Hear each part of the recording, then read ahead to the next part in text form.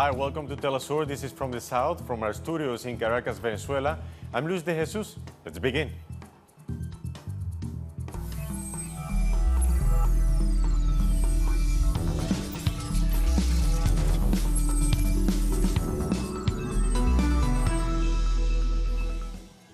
Let's start right away. Student movements in Colombia have been mobilizing throughout the country as part of an indefinite strike over the education budget. A video on social media shows police firing rubber bullets and tear gas canisters at students from the University of Cauca.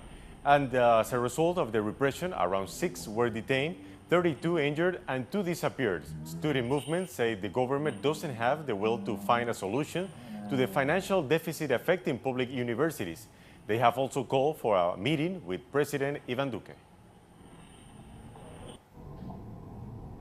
And now our correspondent Tatiana Portela has been at the protest in Bogota, and she has more information on the matter. We are still here with the student demonstration in Bogota, where they are demanding that the government of Iván Duque solve the problem of funding for education. The students were in talks with the government, but today they themselves decided to suspend those talks. They say it was because the government told them it had no money to end the crisis in the state universities and denied there was any crisis. The main union federation, the CUT, has joined these protests in the afternoon. A union contingent set off from the centre of the city to march to the Bolivar Square. They are supporting the students and also protesting against President Duque's tax reform, which they say will hurt the poorest in society most. They've also announced that tomorrow the unions, along with the students, the health sector and the campesinos, as well as the progressive opposition, will set a date for a new nationwide agrarian strike. They say this is urgent because many of the policies of this new government hit the poor hardest, and they are not going to let that happen. Although these marches here in the capital have gone off entirely peacefully, in many other parts of the country there have been disturbances provoked by the security forces when they attacked students. This has been condemned on social media, and a number of students have been taken to hospital. And now, changing the subject, locals in Mexico City are helping the first caravan of migrants pass the time while they rest and wait for the second caravan to reach them. They've been entertained by musicians and even a boxing team who taught some of them how to box. It was a rare chance to be merry before they continue on their perilous journey towards the United States. They are very happy that we are here supporting them, that we are distracting them from this situation for a while. They say they can relax, that it boosts their courage and relieves the tension of not being in their country. We're trying to relax during our journey. They're trying to distract us from the bad times we have gone through and from those that are still to come. But let's go forward. God has been good to us. And talking about that, 2 of the visitors the migrants received were the musicians Rubén Albarrán and Emmanuel del Real, members of the Mexican alternative rock band Café Tacuba. The pair relayed messages of support for the migrants and called on Mexicans to open their hearts and help them on their journey. We wanted to use the attention we may get from the media to welcome the migrants and to see that they're being protected and taken care of as they make their way to their destination. We're also here to ask our compatriots to open their hearts, to help them on their way, and to avoid any xenophobia that may arise. It's important that we avoid criminalizing or discriminating these people because we are all migrants. No one is illegal. At any moment, any one of us may need to start walking, leaving everything behind. But also another form of aid migrants have received in Mexico City, the capital, is access to computers and smartphones so they can keep in touch with their loved ones back home. The Mexican Red Cross is offering access to these devices as a form of humanitarian aid. Migrants say being able to stay in touch with their families gives them peace of mind while on the road.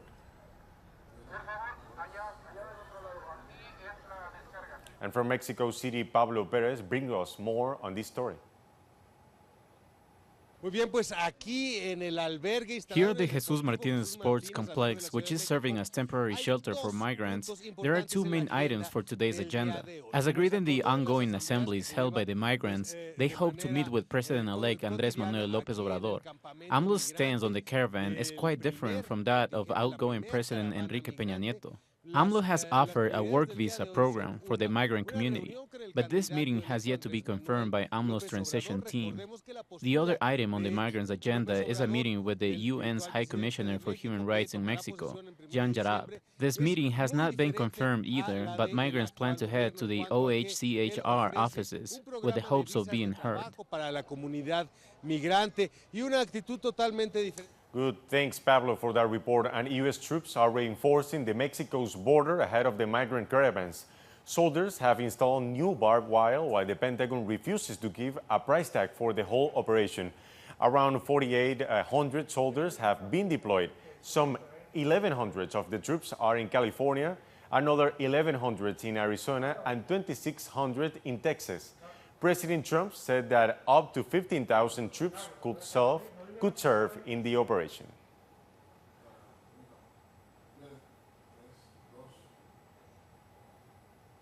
And a U.S. appeals court has ruled that the government of President Donald Trump must abide by the Deferred Action of Childhood Arrivals program, also known as DACA. The program was initiated by former President Barack Obama and allows immigrants brought into the country illegally as children to go to school and work. Around 700,000 young adults from mostly Latino backgrounds live under the program. Last year, the Trump administration announced that it would look to scrap DACA on the grounds that Obama exceeded his constitutional powers. The Ninth U.S. Circuit Court of Appeal has decided to uphold the program.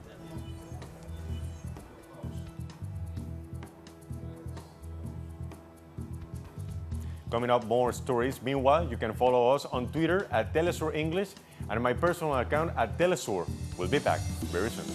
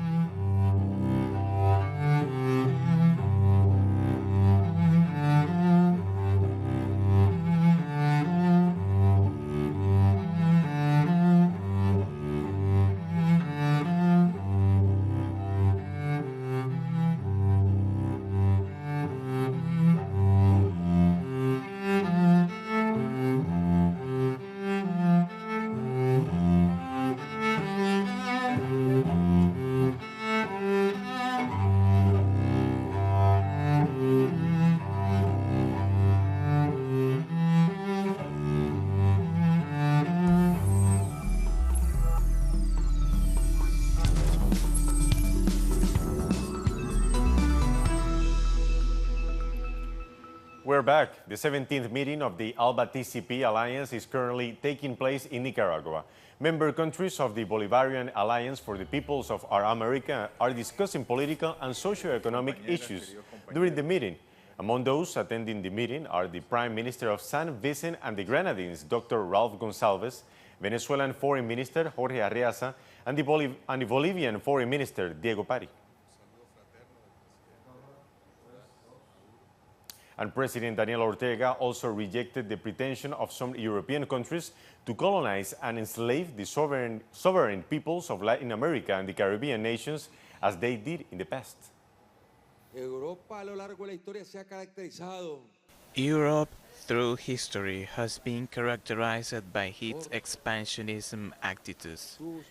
They have been confronted among them to become the dominant force, war after war.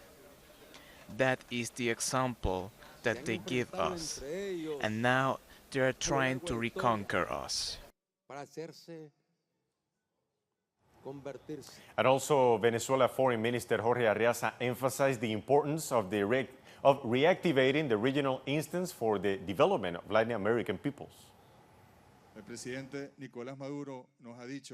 President Nicolás Maduro told us, in times of difficulty, when time blows against, it's when we have to stand up. And that's why there's a consensus today that the Bolivarian alliance are not only necessary but now indispensable. And that it's essential today for the future, for freedom, for justice, for peace, for the equality of our peoples.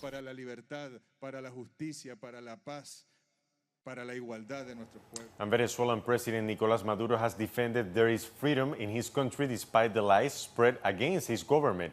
He attended the inauguration of the International Book Fair in Caracas, which he says is an example of discussion of ideas. This international book fair is intended for freedom. If Venezuela makes something, the global attack says I'm a dictator. How could they say I'm a dictator? I'm a worker, a man who was educated in the debate of the unions of the people. A dictator is educated to defend the oligarchy privileges or to defend the transnational pocket.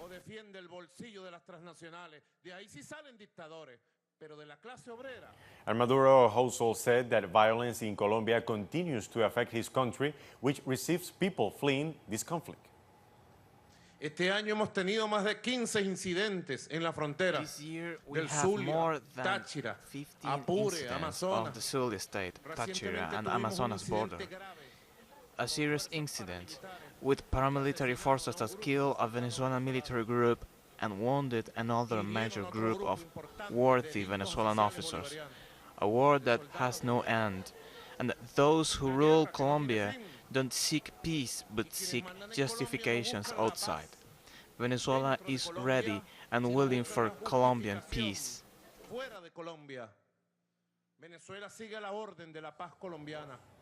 And Cuban President Miguel Díaz-Canel has met with his Chinese counterpart Xi Jinping on his official visit to China. Díaz-Canel was welcomed by President Xi Jinping with a ceremony in the Great Hall of the People in Beijing. The leaders spoke about cooperation agreements in different sectors to reinforce mutual ties. The Cuban leader is on an international trip, the first since he took office in April. After meeting China, Díaz-Canel will continue now to Vietnam. And Peru's public prosecutor, Pedro Chavarri, has launched an investigation into former President Pedro Pablo Kuczynski. This in connection with allegations of vote buying to prevent his impeachment. The investigation is also looking into 4 congressmen and a former minister. Kuczynski was in office from July 2016 until March of 2018, when he resigned over a corruption scandal. And Ecuador's former Vice President Jorge Glass has been discharged from hospital and transferred back to a maximum security prison in La Catunga. Supporters of the Vice President gathered outside the hospital as he was moved back to jail. Glass' health deteriorated after 17 days on a hunger strike. He is serving a 6-year sentence for allegedly managing a corruption scheme involving the construction company Odebrecht. He maintains the charges are politically motivated. And now, meanwhile, a court has ordered that former President Rafael Correa has to stand trial for his alleged role in a 2012 kidnapping. Judge Daniela Camacho ordered that Ecuador's former president Rafael Correa, along with former intelligence agents Raúl Chicaiza and Diana Falcón, and the former Minister of the National Intelligence, Pablo Romero, should go on trial for the alleged kidnapping of Fernando Balda. However, the trial will remain suspended while 2 of the defendants are outside of the country. Interpol had every element to process the detention. Now it has elements to call him to trial. The judge has presented strong arguments. She even rejected some of her arguments. This is very coherent. I don't see how this is the red alert on Interpol can be avoided. Correa's legal team condemned the ruling. His lawyer, Caupolicán Ochoa, said that Judge Camacho took this decision without any technical or legal basis, and argued that the whole case is a political persecution against Correa and his supporters. What we are surprised about is how the judge is reaching conclusions. She did not mention the arguments of Correa's legal team. She just summarized the arguments presented by the prosecution and the accuser's legal team. The process did not follow the rule of law. The judge said, without any argument, that there was an illicit action. We wonder how they are going to prove that there was a kidnapping. Members of the Citizen Revolution movement and other supporters gathered outside the National Court of Justice in defense of the former president. They criticized the measures taken by the current government against Correa and expressed surprise that the main public newspaper prepared a front page with the judge's decision hours before she announced her ruling. This is the kind of justice we have to face in Ecuador, brothers of the Americas and the world. We denounce what is happening to the international community and the abuses of the press that judge with their headlines.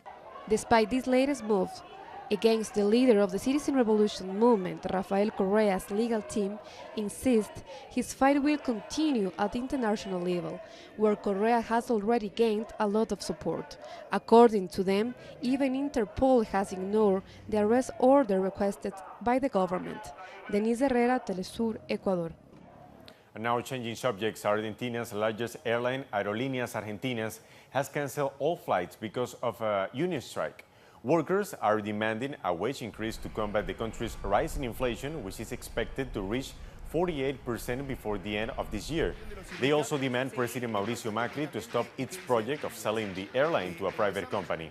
138 flights and over 15,000 passengers have reportedly been affected so far. Workers for the airline are gathering in the country's main airports, preventing the normal performance of tasks. And now the Central Workers Union of Chile also took to the streets on Thursday to reject what they call the government's anti-union policies. Workers demonstrated in several cities as part of a strike dubbed the Active National Strike.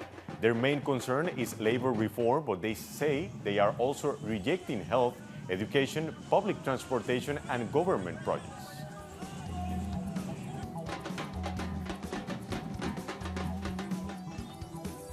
We go now to a second short break, but stay with us. We're coming back.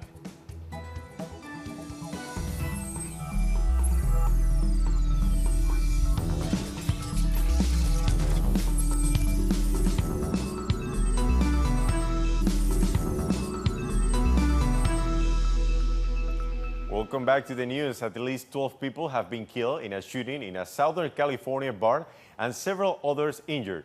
A man walked into the borderline bar in the locality of Thousand Oaks just before midnight and started shooting.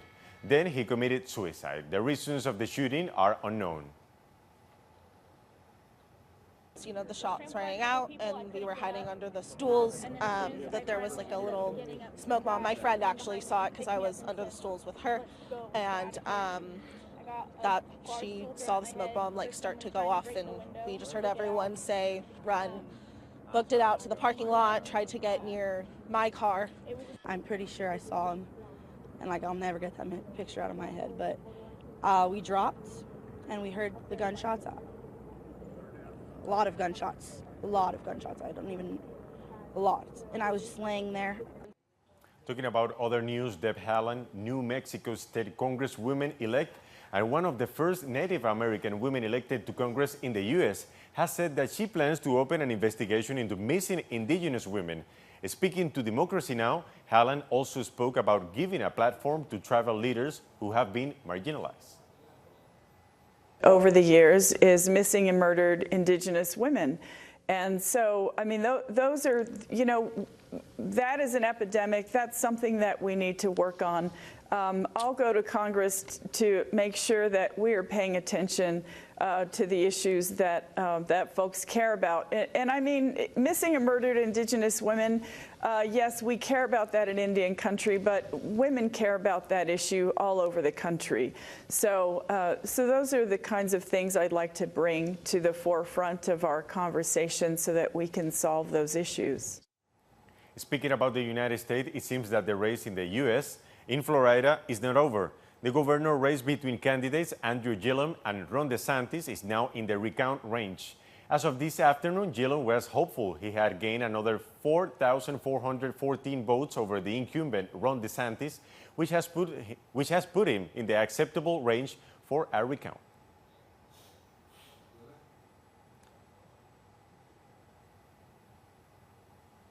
And Israeli bulldozers accompanied by soldiers have demolished a residential building in the Palestinian village of Al-Sajim in the East Jerusalem. Authorities claim the building has been demolished due to it being built without the required permit. However, the owner of the building has disputed these claims as false. Now, pollution in India's capital, New Delhi, has risen to severe heights this Thursday after hundreds of rebellers let off fireworks to mark the major Hindu festival of Diwali. These very poor and severe pollution levels increase the risk of respiratory diseases. The country's Supreme Court allowed the use of green firecrackers for Diwali. However, there were no green fireworks available for sale. Madagascar former presidents Andry Rajoelina and Marc Ravalomanana are neck and neck after the first round of the presidential election. This, according to partial results published by the Electoral Commission candidate Rajoelina got 45% of the votes, and candidate Ravalomanana had a 40%, while another candidate, former President Harry Rahau Nariman, alleged that many voting irregularities pointed to fraud in this week's election. The second round will be held in December. And now 4 people have sustained serious injuries in a chemical explosion at a factory on the outskirts of Johannesburg, South Africa.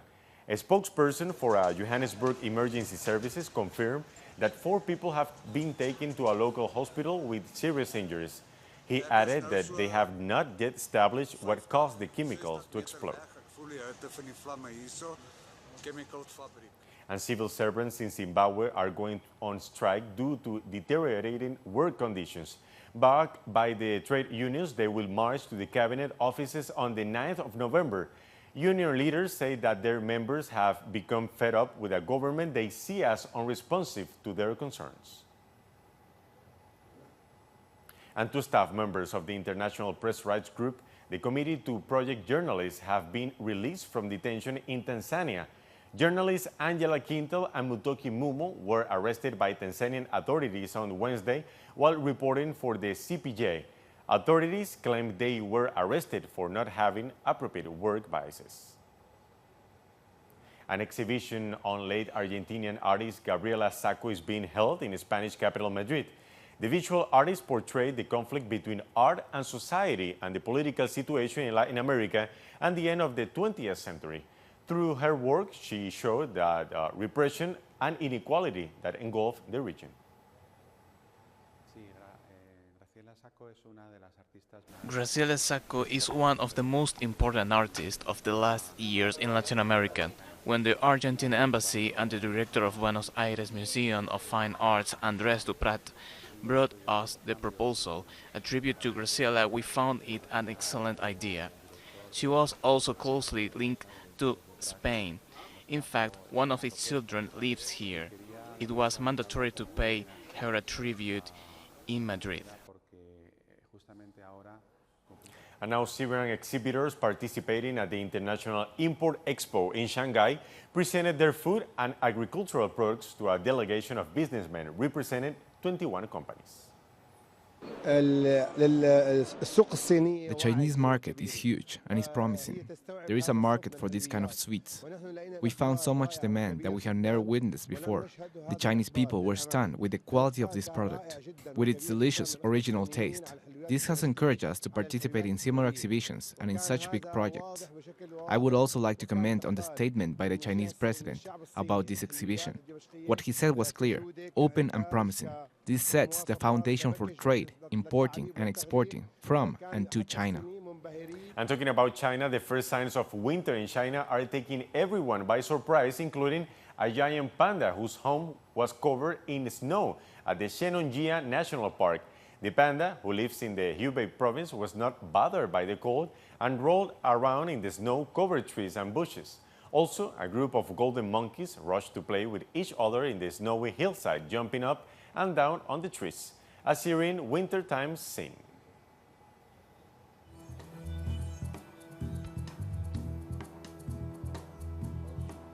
And with these images, we've come to the end of this news brief. These and many other stories, you can find them on our website site at thetelesourenglish.net.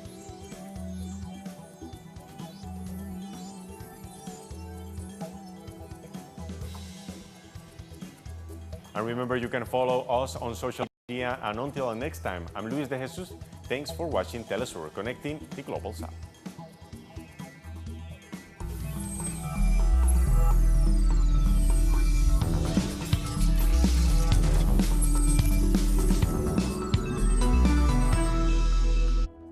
vacation to enjoy the cultural diversity